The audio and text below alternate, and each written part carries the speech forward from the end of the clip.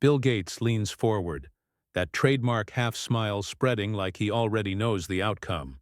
"Congresswoman," he begins, his tone smooth, almost paternal.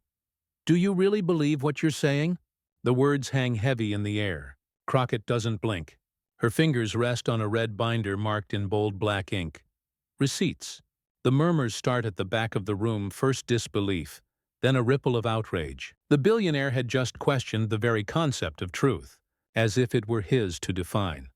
Across social media feeds, the clip explodes within seconds, hashtags forming mid-sentence, comment sections igniting before her reply even comes. The world senses something's about to shift. Crockett finally exhales, her voice low but steady. "I don't just believe it," she says, eyes locked on him. "I know it." The calmness cuts sharper than any shout. For the first time, Gates's grin falters. The narrator's tone drops, cinematic and intimate. This wasn't supposed to be a clash. It was supposed to be another routine hearing, another day where the powerful explain away their decisions. But Crockett's presence feels different, rooted, deliberate, unshaken. Every movement carries the weight of people who never get to speak in rooms like this. A camera pans to the audience. Aides frozen mid-note. Journalists scrambling for quotes. Even political rivals caught between admiration and disbelief. Gates adjusts his cufflink, a subtle tell of discomfort. He leans back, smirking again. But the mask no longer convinces. The tension breaks like thunder when she flips open the binder. Papers shimmer under the overhead light, data points, printouts, a chronology of contradictions. The room shifts from polite formality to something primal, a reckoning. Somewhere, a commentator whispers off-camera, "Oh, she's not here to play." The silence that follows is electric, fragile. Every viewer can feel it through the screen, the beginning of a story that will echo far beyond this room. But Crockett didn't flinch, and what came next made even Gates look terrified. The camera widens, pulling back from the frozen stillness of the hearing room to the digital storm erupting outside it. Within minutes, the moment has broken. Containment screens glow in living rooms, phones buzz in cafes, and the question, "Do you really believe what you're saying?" echoes like a dare across the internet. Commentators scramble to decode it. Was Gates simply challenging a claim? Or was he questioning an entire worldview, the right of an elected woman, a black woman from the South, to define truth in a space he's used to controlling? Hashtags ignite. Crockett vs. Goliath. Receipts ready. Truth checkmate. Every network rushes to replay the clip in slow motion, dissecting the micro-expressions, the smirk, the pause, the unwavering stare. But behind the spectacle lies something deeper. A confrontation over who gets to tell the story of the world we live in. The narrator's voice enters, measured but pulsing with energy. This wasn't just about a policy. It was about power. The power to shape narratives, to define what counts as truth, and to silence those who challenge it. Cut to a split screen. On one side, polished media pundits defending Gates as a visionary misunderstood by his critics. On the other, grassroots voices rising. Teachers, nurses, small business owners, ordinary people who've seen the effects of corporate decisions ripple through their lives. For them, Crockett isn't just another politician. She's a mirror of the unpolished, unbought, and unapologetic. As the digital noise grows louder, Gates remains unruffled, calm, confident. Every public word he's ever spoken has been vetted by teams of strategists. He's mastered the art of looking reasonable while pulling strings behind the curtain. His expression says it all. "I've been here before. I always win." But Crockett's silence carries its own gravity. It's not fear, it's calculation. The audience senses it now. She's not reacting emotionally. She's positioning truth like a chess piece. Her binder isn't a prop, it's a trigger. The narrator tightens the lens again. For decades, the powerful have rewritten the meaning of accountability, turning every question into a brand opportunity. But tonight, for once, the script was slipping. The stakes stretch far beyond the room. Every viewer knows what's at play, not a single question about policy, but about who gets to decide what information the public deserves. Every clipped sentence, every eyebrow twitch from Gates, every measured breath from Crockett becomes symbolic of something larger, the collision between controlled narratives and lived realities. Even those who don't follow politics can feel the shift. It's visceral, the anxiety before a storm, that sense that someone finally has the courage to pierce the illusion. The villain doesn't need to snarl, his weapon is doubt. The hero doesn't need to shout, her weapon is conviction. The chatter grows frantic. Opinion anchors speculate, she's in over her head. Others counter, no, she's baiting him. In the swirl of chaos, the viewer is pulled in equal parts nervous and thrilled. The line between spectacle and history blurs. Then, as if on cue, the camera cuts back to the hearing. The red binder glows under the fluorescent lights, unopened but powerful in its presence. Gates tilts his head, still smiling. The narrator lowers their voice. But as calm as he looked, there was one thing he didn't see coming. She had been building toward this moment long before he ever asked that question. And yet, the deeper you looked into this moment, the more it seemed she'd been preparing for it her entire life. The screen fades to black. A single line appears. Power rarely announces itself. It just expands. Then, a young Bill Gates appears nervous, brilliant, and hungry. Grainy footage shows him in the 1980s, sleeves rolled up, eyes darting between screens of code. His voice overlays the images. We're here to change the world. The music swells, and for a moment he seems like the dreamer every innovator wanted to be. But as the montage unfolds, the tone shifts. Success turns to monopoly. Influence turns to dominance. The narrator speaks softly, almost regretfully. He didn't just change the world. He began to decide how the world would change. We see the transformation, the youthful coder replaced by the measured titan in a Navy suit. The world media crowns him a visionary. Interviewers lean forward in awe. Headlines proclaiming, "The man who will save us." Cameras flash at charity galas. His smile never cracks. Yet behind the curated philanthropy reels, the power grows invisible and absolute. Cut to a collage of moments. Gates on stage discussing health initiatives. Gates in meetings about global data infrastructure. Gates at panels where no one questions him too hard. His words are polished, his tone disarmingly calm. It's not about control, he says with a soft chuckle. It's about coordination. The narrator interrupts. Coordination. The kind of word that sounds harmless until you realize who's doing the coordinating. We shift to visuals of critics, journalists, scientists, and civic leaders asking uneasy questions about influence.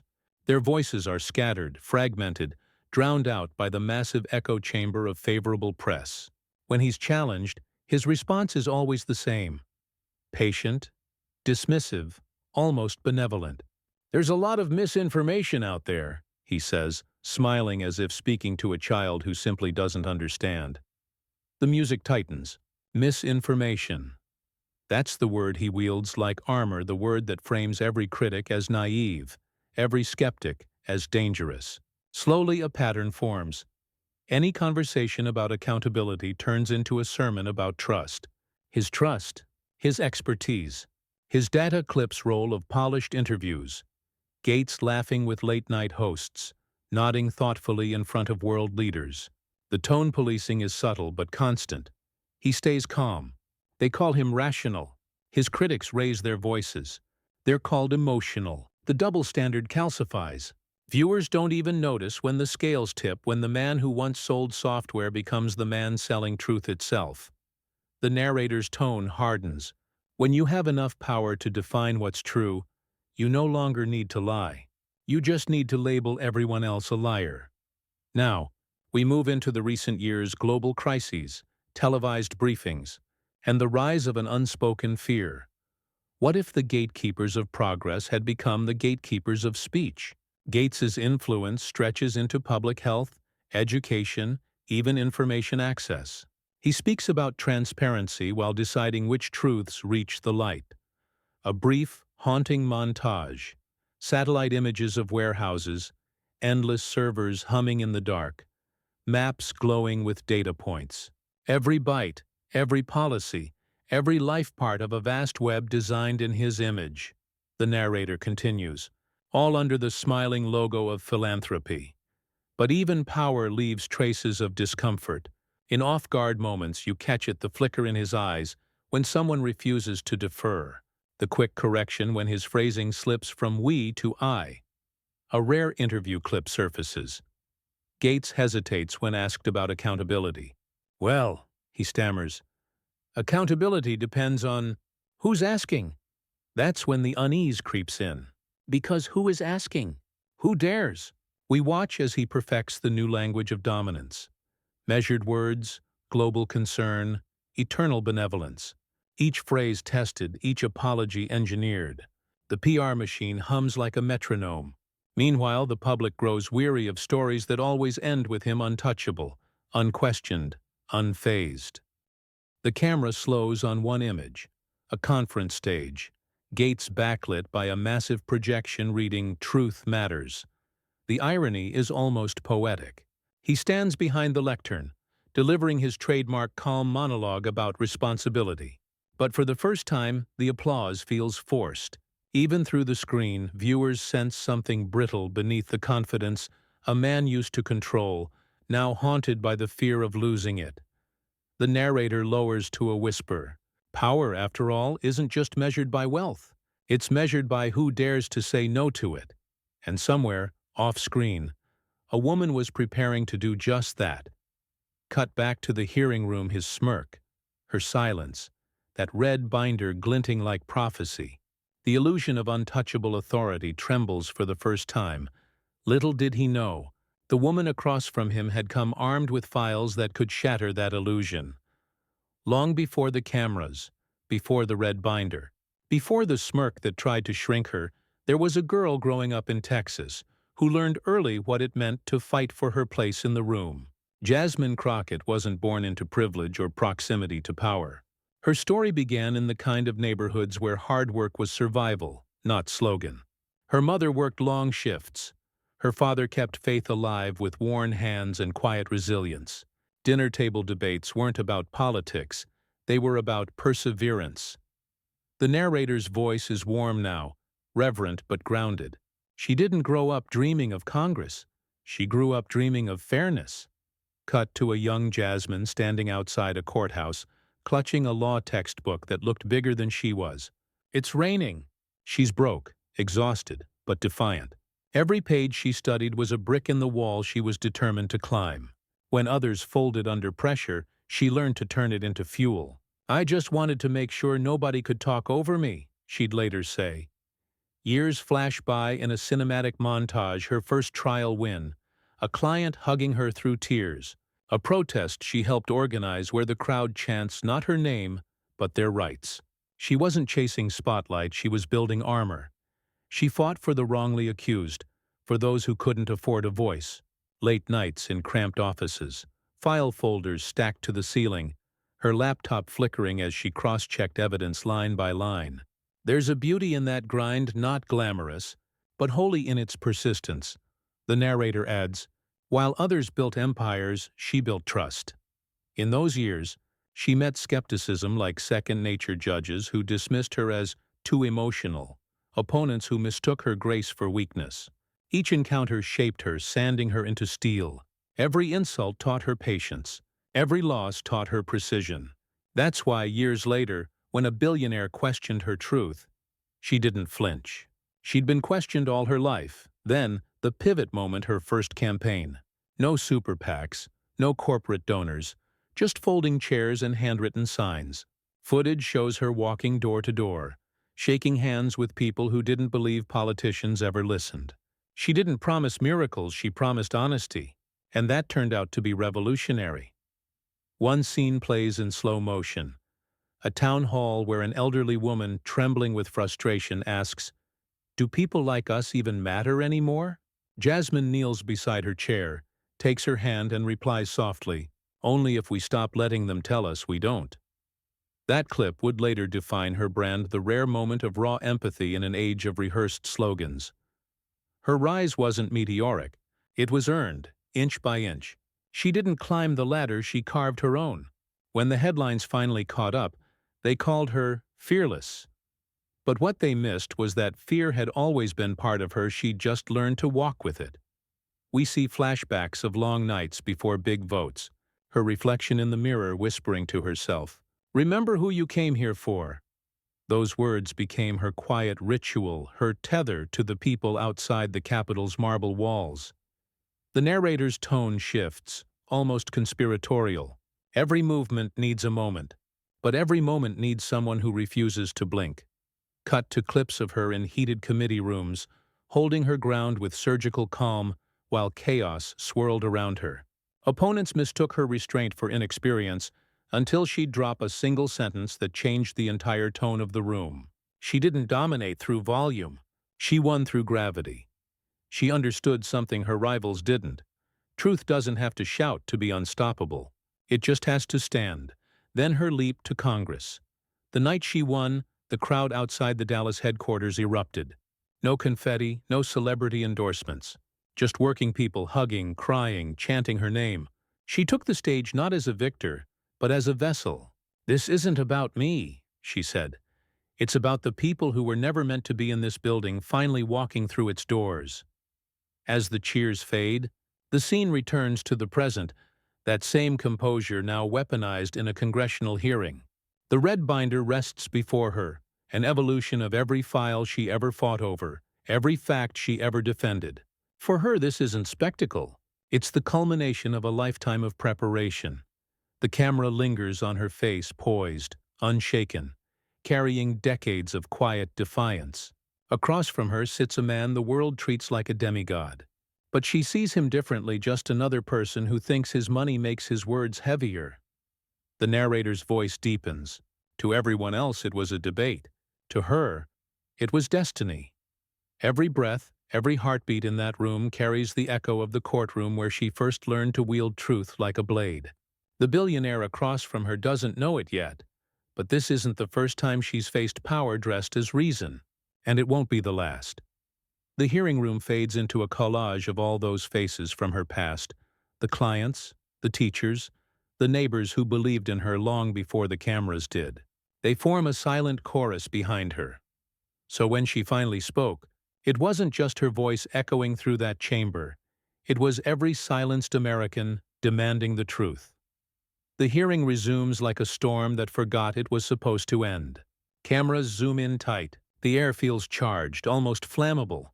Gates leans back in his chair, a picture of confidence, his voice oiled with charm.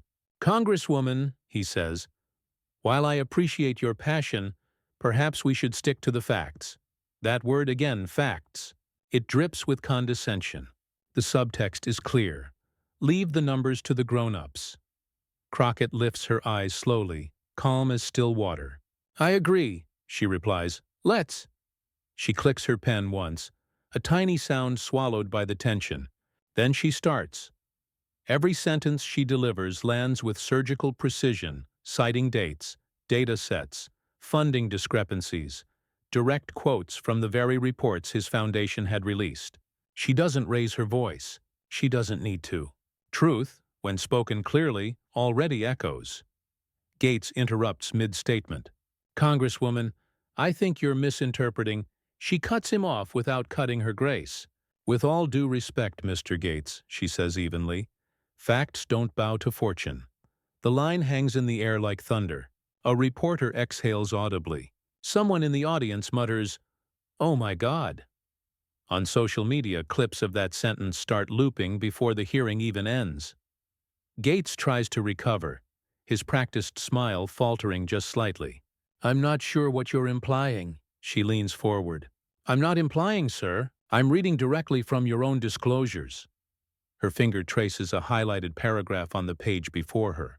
"When your foundation allocates funds to a study, then cites that same study to validate your initiatives, that's not data. That's design." A hush blankets the room.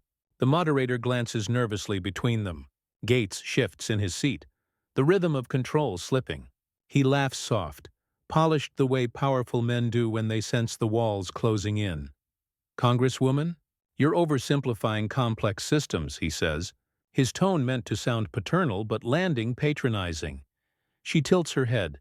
Complex systems are only complex when accountability isn't invited. The spectators erupt in quiet gasps, the kind that sound like suppressed applause. Every exchange between them is a duel, his words gilded in reason, hers sharpened with lived experience. The narrator breaks in. For years, he'd mastered the art of talking circles around critics, dazzling them with jargon, drowning them in magnanimity. But Crockett wasn't dazzled. She'd read too many contracts written to confuse, too many promises built to mislead. She'd learned to hear what wasn't being said. Gates takes a sip of water. The microphones pick up the clink of glass, the loudest sound in the room. He tries another angle, softer this time. Congresswoman, surely you understand that public-private partnerships require a degree of trust. Crockett doesn't blink. Trust is earned by transparency, not inherited by wealth. The line cuts through the chamber like light through fog. Commentators watching from control booths whisper, "That's going viral." Now his patience thins. His fingers tap the table, his smile edges toward irritation. "You're making it sound as if philanthropy is corruption," he says, his voice tightening. She doesn't flinch. "No, sir. I'm saying when philanthropy becomes influence, democracy pays the bill." Silence. Pure cinematic silence. The kind that makes every viewer lean closer to the screen. In the corner, an aide shifts uncomfortably. A camera light flickers red. The entire world seems to hold its breath. Gates looks down, pretending to read his notes, but his confidence has cracked a hairline fracture widening under the pressure of truth. The narrator's tone lowers, rhythmic and precise. He wasn't used to this, to someone who didn't play by the rules of reverence. Every counter-argument he'd ever faced was predictable, rehearsed, manageable. But Crockett wasn't managing him. She was dismantling him piece by piece. The exchange builds momentum, every interruption from Gates more defensive, every reply from Crockett more decisive. The sound of authority collapsing is almost audible. At one point he tries levity. "You seem very sure of yourself." She looks at him, steady as stone. "Only because the truth doesn't stutter." The words hit harder than a gavel. Even those who walked into the hearing doubting her can feel it now, a shift in balance. The kind that doesn't just change opinions but rewrites reputations. Gates leans forward one last time, his smile stiff.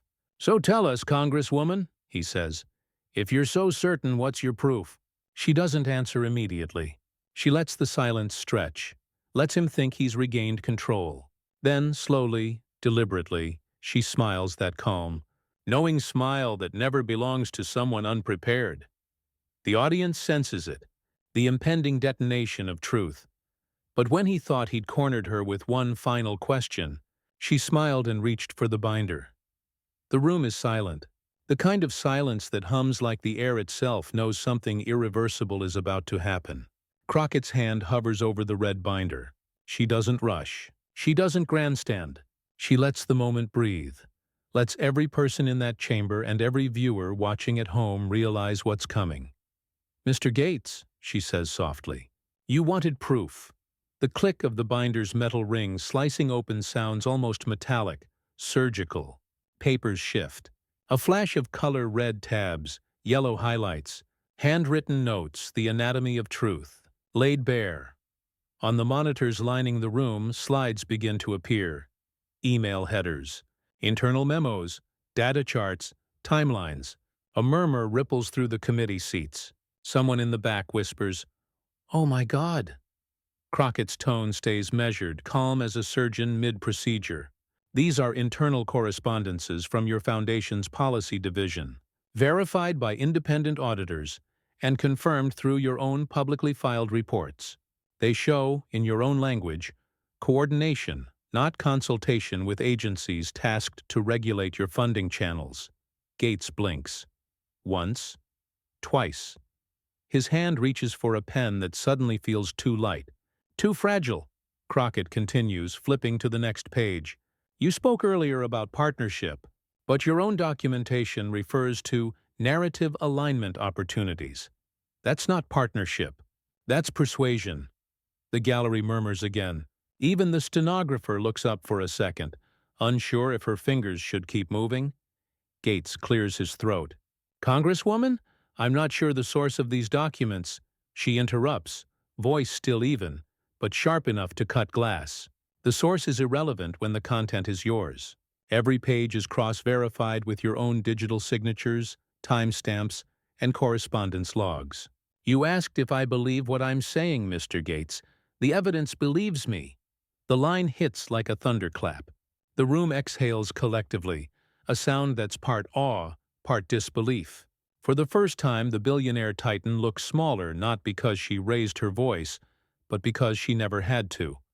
Crockett clicks her remote. Another document lights up the screen, a bar chart correlating funding initiatives with public sentiment shifts. It's clean, undeniable. Here, she says, pointing, we see a direct link between philanthropic spending and media coverage patterns. The outlets you funded indirectly or otherwise increased positive coverage of your projects by 73%, while reducing coverage of your critics by over half. That's not coincidence. That's architecture. Her voice doesn't shake. It doesn't waver. It lands like truth, long overdue. The narrator's tone threads through the tension. In that instant, every headline, every glowing profile, every pundit's praise began to crack under the weight of what she'd uncovered. It wasn't anger fueling her now, it was clarity. Gates leans forward, his smile gone, his voice clipped. Congresswoman, you're taking complex global initiatives and boiling them down to conspiracies. Philanthropy isn't politics. Crockett looks up. Then why are you lobbying like a politician? The room freezes again. Cameras zoom in on his face. A senator beside him lowers his pen, jaw tight. Crockett flips another page, this one marked Follow-up Actions. This memo, she reads, directly instructs your communications director to amplify trusted messengers and minimize oppositional narratives through partnership placements. That's not charity, sir. That's choreography. He opens his mouth to respond, but the words falter before they form. Every defense he's ever rehearsed suddenly sounds outdated, like a script written for a world that no longer buys it. The narrator whispers, for the first time, his empire of reason met a wall it couldn't buy its way around proof.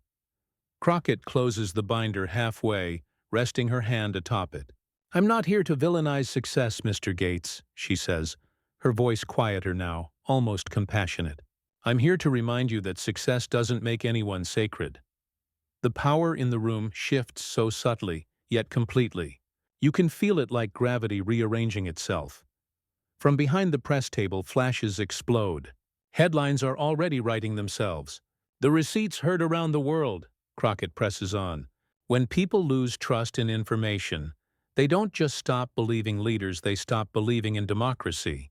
You talk about saving lives, but the first life you should have protected was the truth. A journalist mouths the line silently, already knowing it'll lead every evening broadcast. Gates exhales slowly, his hand gripping the desk.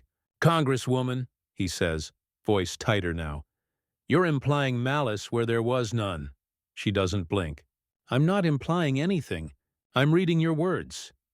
The crowd shifts. Even his allies avoid eye contact.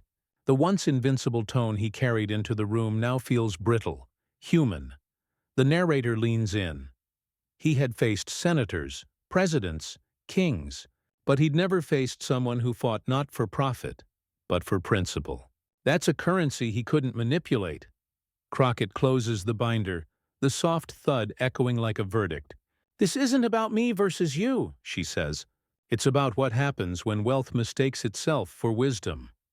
There's a stillness, a collective pause where even time seems reluctant to move forward. Gates tries to smile again, but it's mechanical now. Hollow? Then she does something unexpected. She leans back slightly and looks him in the eye, not as an adversary, but as an equal stripped of armor. You've spent decades trying to make the world better, she says gently. Imagine how much good you could do if you stopped trying to own it. It's the kind of line that doesn't just end arguments, it ends illusions. He says nothing. The silence stretches, heavy, final.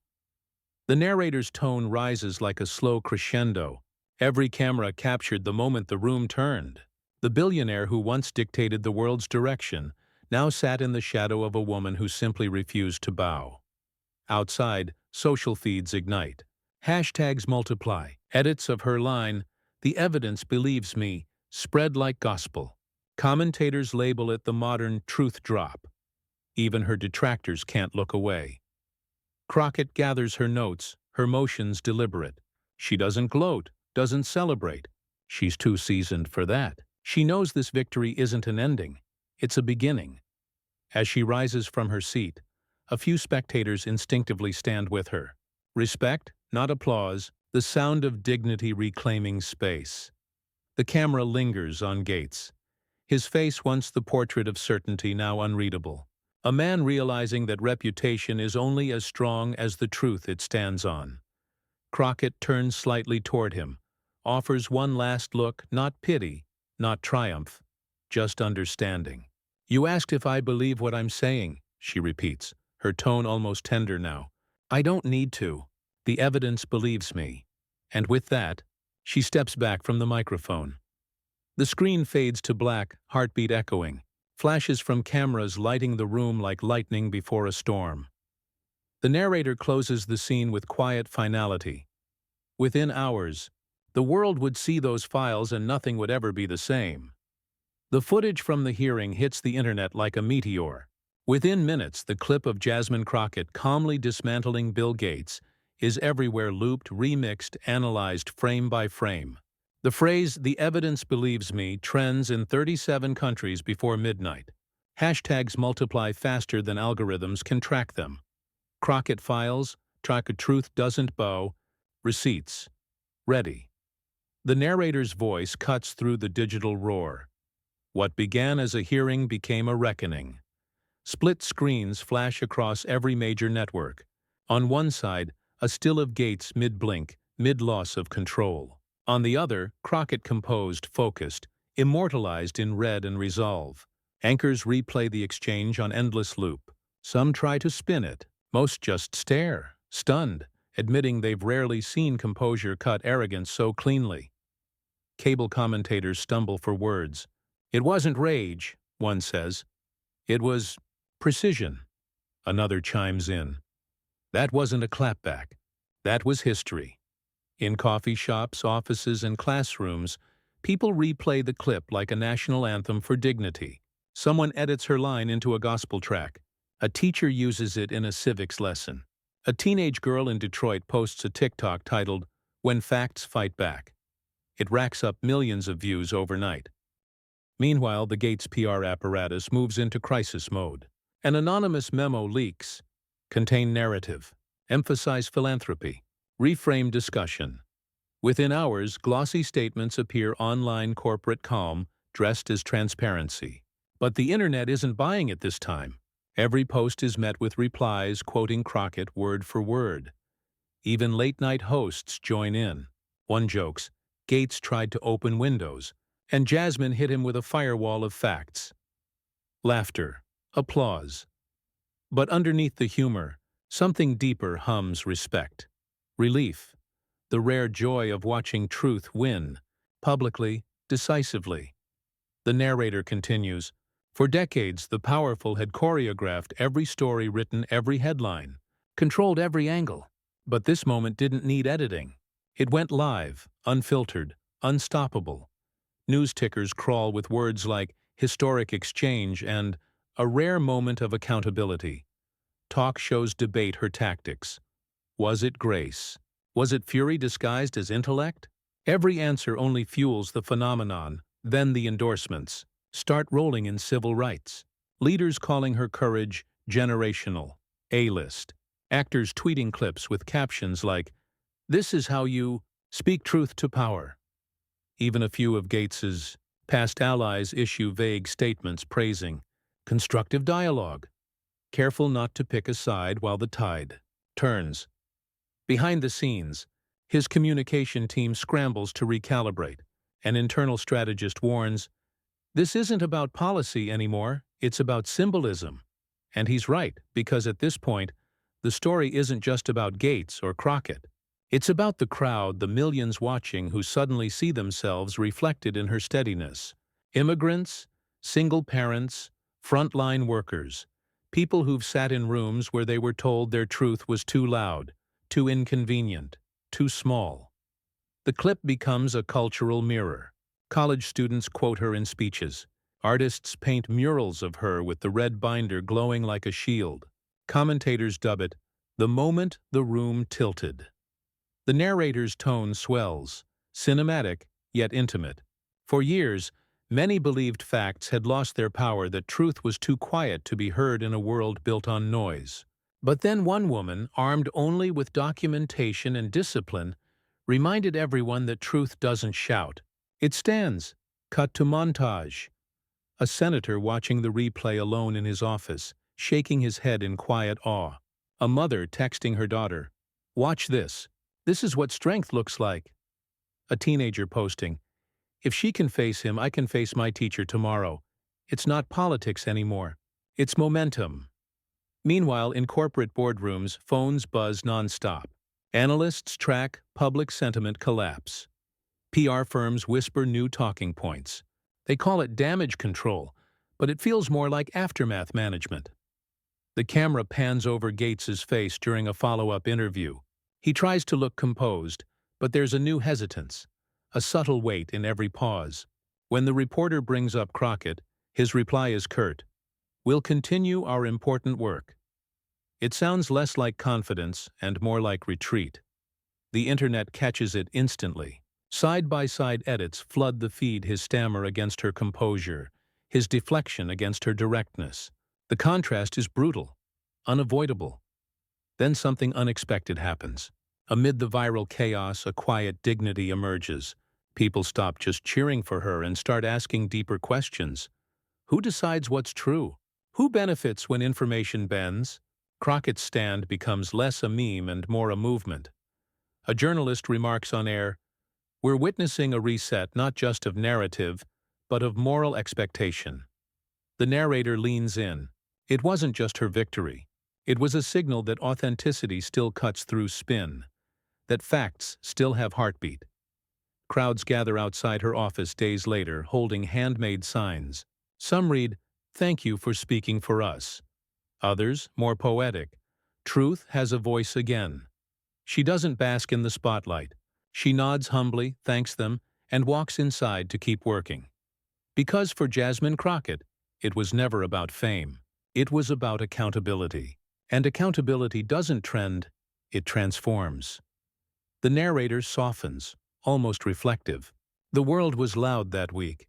But beneath the hashtags and headlines, something quieter began to stir, something older than politics, deeper than outrage. A final montage fades in. Farmers, nurses, students, veterans all watching her clip from different corners of America, all wearing the same look of recognition. But beyond the trending tags, something deeper began, a quiet reawakening across America. The storm has passed. The headlines have slowed. The hashtags have faded into the background noise of the next cycle. But the image remains. Jasmine Crockett standing behind the microphone, steady, resolute, untouched by the chaos she ignited. The hearing room is empty now, chairs pushed in, lights dimmed, but her presence still lingers, like the echo of a truth too loud to forget. The narrator's voice returns, softer this time, reverent. Dignity doesn't shout. It stands. Cut to Crockett alone in her office, the red binder now closed on her desk. Its corners are worn, its pages marked with fingerprints and highlighter ink, a symbol not of battle, but of preparation. Outside her window, Washington hums as if nothing happened. But inside this small, quiet space, something has shifted, not just in her, but in the country watching her. She leans back in her chair, exhaling slowly. No champagne, no celebration, just reflection. She thinks of the communities she came from, the classrooms without enough books, the single mothers who worked double shifts, the young activists who still believe justice can be more than a slogan. Those were the people in her voice when she said, "The evidence believes me." Those were the hearts she carried into that chamber. The narrator continues, each word deliberate. Money can buy microphones. It can amplify lies until they sound like laws of nature. But truth, real truth, doesn't need volume. It survives on endurance. Images flicker, crowds replaying the clip for the 100th time, still feeling that same surge of vindication. Journalists calling it the most defining moral stand of the decade. Children quoting her in school debates. Truth, the narrator says, isn't owned. It's earned every time someone chooses integrity over convenience, clarity over comfort. Crockett gathers her things, tucks the binder under her arm, and walks out of her office. The hallway lights cast long shadows, her silhouette framed against the marble, a modern monument to resilience. As she passes, staffers nod, some with awe, others with gratitude. She doesn't linger. Her expression is calm, grounded. For her, this isn't victory. It's responsibility. Outside, the night is clear. The city skyline gleams like 1,000 ambitions stitched together, some noble, some not. The air feels lighter now, the way it does after rain. She walks past a protest forming near the steps of the Capitol, young people holding signs that read, "Facts are freedom, and truth belongs to everyone." She smiles faintly. She doesn't need to lead this one. They already know what to say. The narrator's voice grows more intimate, almost speaking directly to the viewer. We live in a time when truth feels fragile, when shouting wins more airtime than sincerity. But maybe that's why moments like hers matter. Because they remind us that calm can still conquer chaos, that integrity can still command attention. Cut to a slow montage.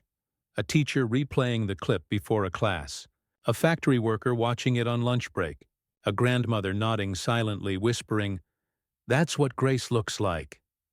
Across these faces you see the same expression, not just admiration, but renewal. Then a pause. The music drops to near silence. The narrator concludes, "In every generation, someone has to stand in the noise and hold the line for truth. Not with anger, not with ego, but with proof." Crockett stops at the steps outside the Capitol, looking up at the flag above her. It flutters in the faint wind, backlit by the setting sun. The light hits her face, half shadow, half glow, a portrait of balance between struggle and serenity. She whispers, maybe to herself, maybe to all of us, "Truth is work. You just have to keep showing up for it." Her voice fades into the wind, blending with the city's hum, as the narrator delivers the final reflection. One woman, one binder, one moment, and $1 billion illusion collapsed under the weight of something money could never buy. Conviction. The camera pulls back, slow and cinematic. The city stretches out below, flawed, vibrant, alive. Her figure becomes smaller, but somehow more powerful in distance. And as millions replayed that moment, one question echoed. What truth are you willing to defend? The screen fades from the Capitol steps to a slow-motion replay of Crockett's final words, "The evidence believes me." Her voice lingers over soft music, echoing like a vow. Then, the narrator returns steady, resolute, and close enough to feel personal. This was never just a debate. It was a mirror. Gates versus Crockett was only the surface. The deeper story is us, the citizens watching, the workers, the dreamers, the believers who refuse to let complacency write the next chapter. Clips flash. People at kitchen tables talking about the hearing, students debating in classrooms, an elderly man watching on his phone and nodding slowly. The narrator continues, "Power bends when enough people stop bowing. Truth stands when enough people stand with it." A pause, then the tone shifts, rallying, electric. Because what we witnessed wasn't just a takedown. It was a test, a reminder that truth only wins when someone is willing to defend it, not just in Congress, but in every conversation, every workplace, every family table where lies try to sound comfortable. The video montage accelerates. The hashtags, the headlines, the faces of ordinary people lit by their screens, connected by conviction. The narrator drives it home. This movement isn't about one woman or one moment. It's about every voice that refuses to go quiet. If truth still matters to you, hit subscribe. Because the next reckoning has already begun. The music swells, half hymn, half heartbeat. Final fade to black, and the narrator whispers the closing challenge. Drop your own truth in the comments. Share this message. Be louder than deception, prouder than fear, and remember dignity doesn't disappear when the cameras turn off. It endures because of you.